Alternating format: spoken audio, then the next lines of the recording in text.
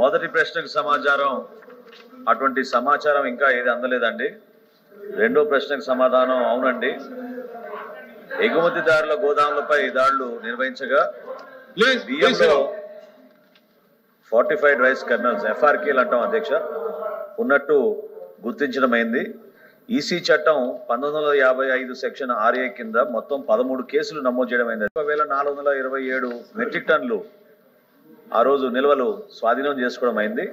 అయితే ఇందులో కొంతమంది గౌరవ హైకోర్టును ఆశ్రయించి వాళ్ళు రిట్ పిటిషన్లు ఫైల్ చేయగా 26,000 ఆ ప్రశ్న అయిపోయిందండి. ఆ ప్రశ్న అయిపోయింది. నెక్స్ట్ అది అయిపోయిందండి. అదే అయిపోయింది. ప్లీజ్ 26,488 మెట్రిక్ టన్నులు ప్లీజ్ ఇందులో పేదలకు అందాల్సిన PDS బియ్యం FRK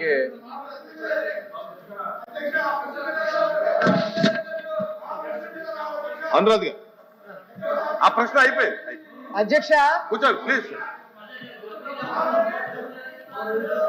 అధ్యక్ష ఆంధ్ర రాష్ట్రానికి అన్నపూర్ణగా నిలిచిన 2 జిల్లాలు గోదావరి జిల్లాలు అధ్యక్ష. Please please please sir.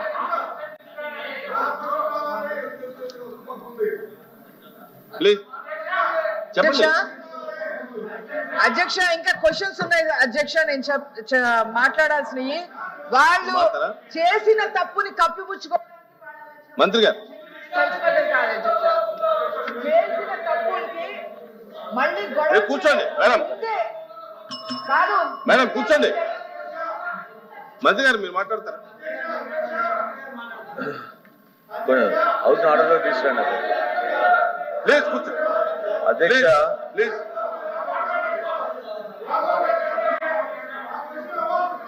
ఏ ప్రశ్నకు సమాచారం అయిపోయింది.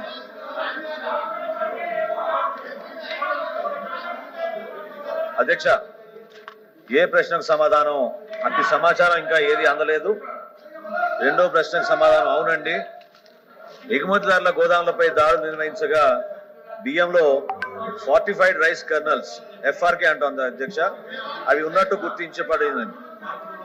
ఈసీ చట్టం 1955 సెక్షన్ 6A కింద మొత్తం 13 కేసులు నమోదు చేయడమైంది.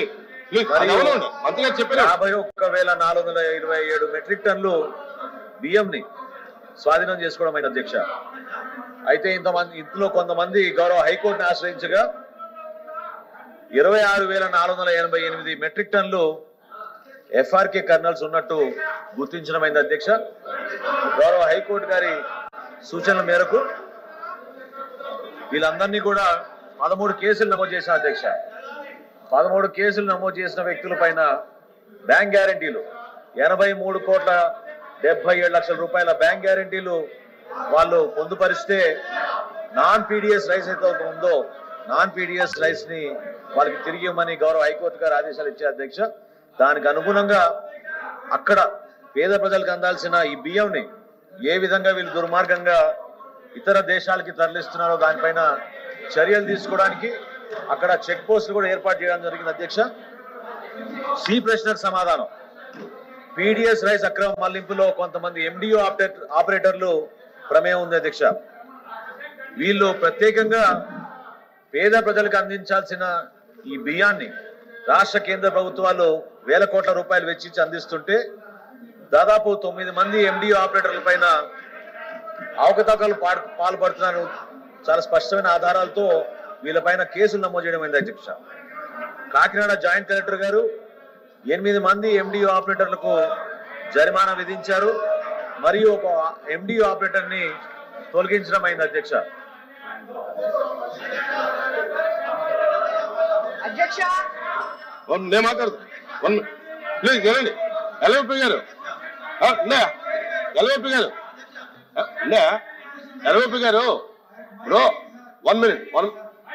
LVP గారు చెప్తున్నాను కదా ఉండవా మీరు కూర్చోండి దయచేసి. మీరు కూర్చోండి. LVP గారు మాట్లాడారు కూర్చోండి. ఇది మంచి పద్ధతి కాదు.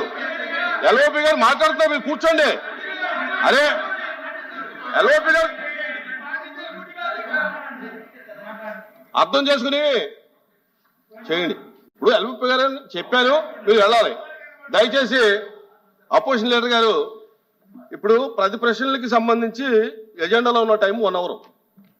మీరు అడిగే ఆ ఒక్క ప్రశ్నకే సుమారు అరగంట పైన మనం చర్చించడం జరిగింది. కూర్చోండి. అది ఇంకా కాంట్రవర్సీకి పోతుంది. మీరు అడిగారు, ఆయన చెప్పారు, ఆయన అడిగిన తర్వాత మీరు కూడా చెప్పారు.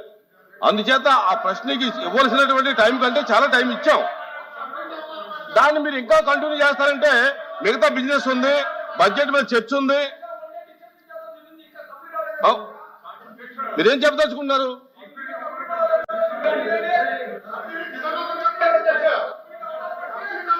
శ్రీనివాస్ గారు కూర్చోండి. ఎల్ఓపి గారు, అది మంచి పద్ధతి కాదు. అది మంచి పద్ధతి కాదు. మీరు ఎల్ఓపి గారి గురించి అడిగారు, ఆయన మాట్లాడుతుంటే కూడా మీరు కంట్రోల్లో లేకపోతే అది కరెక్ట్ కాదు.